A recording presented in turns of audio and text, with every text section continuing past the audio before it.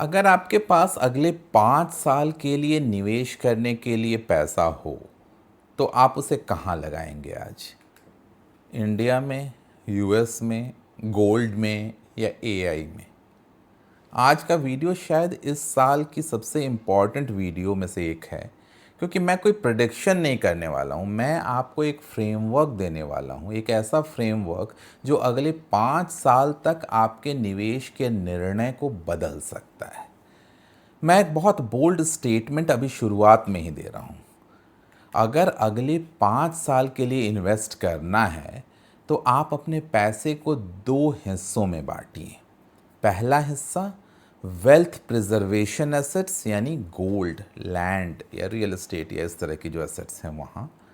दूसरा हिस्सा ग्रोथ, यानी जो मुझे नज़र आता है सबसे बड़ी ग्रोथ अपॉर्चुनिटी जो डेवलप हो रही है, एआई सेक्टर। और दोस्तों वीडियो पूरा देखिएगा, क्योंकि मैं हर बात को डेटा, लॉजिक और मैक्रो एनालिसिस के साथ एक्सप्लेन करने की कोशिश करूंगा। दोस्तों मेरा नाम है सौरभ सुमन और मैं हूं आपका पर्सनल वेल्थ गाइड और आप देख रहे हैं मेरा चैनल इन्वेस्टिंग विद सौरभ। याद दिलाना चाहूंगा, मैं एक सेबी रजिस्टर्ड इन्वेस्टमेंट एडवाइजर नहीं हूं, इसलिए कोई भी निवेश करने से पहले अपने वित्तीय सलाहकार की राय ज़रूर ले लें। देखिए, भारत की जीडीपी बढ़ रही है, फिर प्रॉब्लम कहाँ है? दोस्तों हम रोज़ सुनते हैं भारत दुनिया की फास्टेस्ट ग्रोइंग इकोनॉमी है, 7% जीडीपी ग्रोथ रेट है, 8% जीडीपी ग्रोथ रेट है। लेकिन इम्पॉर्टेंट क्वेश्चन ये है कि अगर ग्रोथ इतनी ही शानदार है तो विदेशी इन्वेस्टर एफआईआई जो हैं वो भारत से पैसा निकाल क्यों रहे हैं? और भारतीय कंपनियां अपनी ही इकोनॉमी में एग्रेसिवली इन्वेस्ट क्यों नहीं कर रही हैं? ये सवाल सिर्फ मैं नहीं पूछ रहा, ये सवाल अभी थोड़े दिन पहले रघुराम राजन जी का एक इंटरव्यू आया था जिसमें वो पूछ रहे थे। और पॉलिटिक्स अलग रखते हैं, we are not here to discuss the politics. राजनीति से हटकर फैक्ट्स देखें तो सवाल वाजिब है। अगर कोई इकोनॉमी इतनी तेज़ी से ग्रो कर रही है तो कंपनियां फैक्ट्रीज क्यों नहीं एक्सपैंड कर रही हैं? अभी बहुत सारी कंपनियों के एजीएम्स मैंने सुने और सब के पास बहुत सारे कैश रिजर्व रखे हुए हैं और वो डिविडेंड के माध्यम से लौटा रही हैं इन्वेस्टर्स को। क्यों? वो हमने आपको एज ए इन्वेस्टर पैसा दिया है इन्वेस्ट करने के लिए और आप उसी को हमें वापस लौटा रहे हो। हमने पैसा इसलिए तो नहीं दिया था। तो क्यों वो इन्वेस्ट नहीं कर रही हैं? वो क्यों एक अपनी कैपेसिटीज़ नहीं बढ़ा रही हैं? क्यों नई फैक्ट्रियां नहीं बना रही हैं? देखिए, भारत की सबसे बड़ी समस्या प्राइवेट कैपेक्स है। एक बात समझ लीजिए, इकोनॉमिक ग्रोथ का असली इंजन सरकार नहीं होती, प्राइवेट कंपनियां होती हैं। जब प्राइवेट कंपनीज इन्वेस्ट करती हैं तब नए जॉब्स क्रिएशन होते हैं, फैक्ट्रीज बनती हैं, डिमांड पैदा होती है, अर्निंग्स बढ़ती हैं और स्टॉक मार्केट ऊपर जाता है। लेकिन अभी क्या हो रहा है?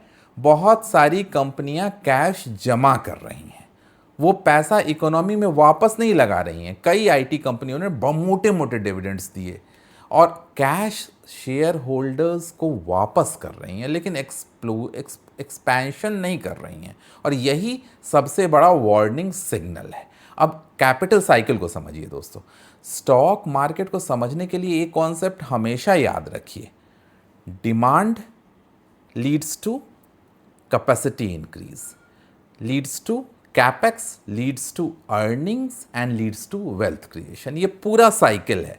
सबसे पहले डिमांड आती है, फिर कंपनियां फैक्ट्रीज बनाती हैं, फिर फैक्ट्री जब बनाने का प्लान होता है तब इन्वेस्टमेंट्स आता है और फिर उन फैक्ट्रीज की अर्निंग्स बढ़ती है। और जब ये अर्निंग्स बढ़ती हैं तो उससे फिर जॉब क्रिएशन होता है, लोगों की इनकम बढ़ती है, वेल्थ क्रिएट होता है, स्टॉक प्राइसेस बढ़ते हैं और अल्टीमेटली ये पूरा साइकिल रिपीट होता जाता है। लेकिन अगर बीच में कैपेसिटी एक्सपेंशन ही नहीं हुआ तो अर्निंग कहाँ से आएगी? ये साइकिल तो ब्रेक हो जाएगी।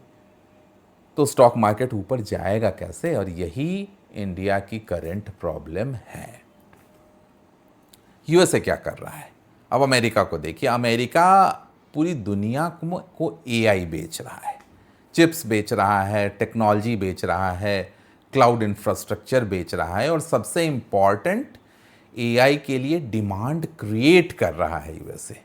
आज दुनिया की सबसे बड़ी एआई कंपनियां जो हैं मेटा, एनवीडिया, माइक्रोसॉफ्ट, अमेजन सैकड़ों अरब डॉलर डेटा सेंटर्स में इन्वेस्ट कर रही हैं ये कंपनियां।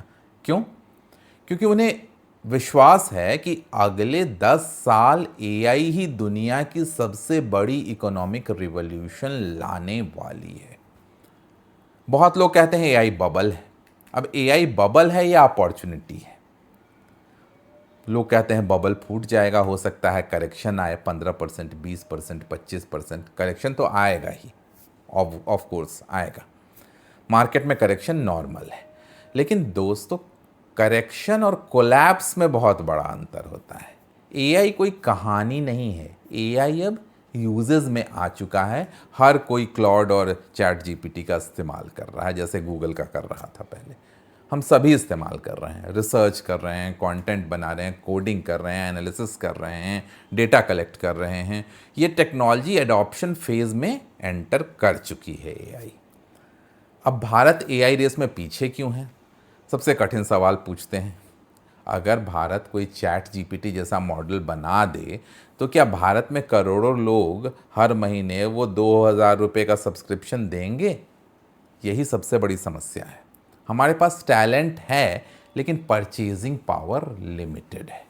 डिमांड अभी है, लेकिन पेइंग कैपेसिटी कम है।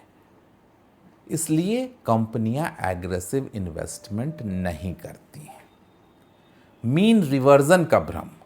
कुछ लोग कहेंगे भारत का मार्केट 2 साल से साइडवेज है और अब तेजी आएगी।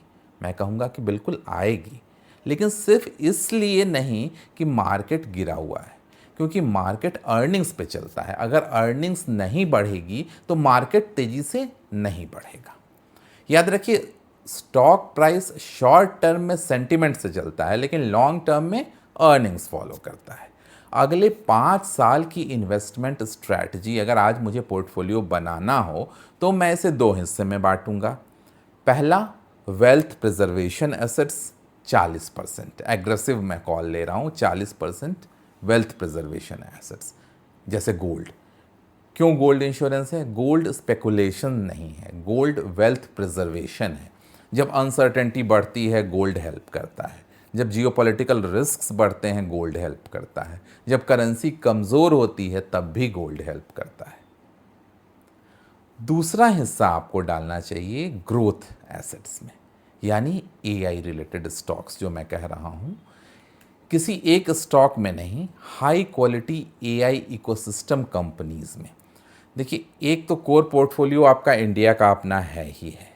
दूसरा, उसको तो एज इट इज़ आप रहने दें, लेकिन एक मेजर हिस्सा वेल्थ प्रिजर्वेशन एसेट्स में डालें, जैसे कि गोल्ड। और दूसरा मेजर हिस्सा, आप परसेंटेज आपके लिए अलग अलग हो सकता है, वो आपको डिफाइन करना है, लेकिन यूएस स्टॉक मार्केट का एक्सपोजर ज़रूर लें, क्योंकि एआई रिलेटेड ऑप्शंस इंडिया में बहुत कम हैं। लेकिन यूएस मार्केट में जैसे Microsoft, Meta, Amazon, alphabet, Nvidia, ये सिर्फ एग्जाम्पल है। ऑफ कोर्स स्टॉक रिकमेंडेशन नहीं है, लेकिन मेरा व्यक्तिगत अनुमान ये है कि अगर एआई रिवॉल्यूशन इसी स्पीड से चलता रहा तो अगले 5 साल में ये कंपनियां अपनी वैल्यूएशंस डबल कर लेंगी। क्यों? क्योंकि अर्निंग्स 20-25% CAGR के दर से बढ़ रहा है इन सभी कंपनियों में। और एक नियम हमेशा याद रखिए, अर्निंग्स बढ़ेंगी तो स्टॉक प्राइसेस भी अल्टीमेटली बढ़ेंगे ही। तो दोस्तों, आज का सबसे बड़ा टेक अवे ये नहीं है कि एआई खरीदना है। सबसे बड़ा टेक अवे ये है कि पैसे वहाँ लगाइए जहाँ डिमांड बन रही हो, जहाँ डिमांड नज़र आ रही हो। पैसा वहाँ लगाइए जहाँ कैपेसिटी एक्सपैंड हो रही हो।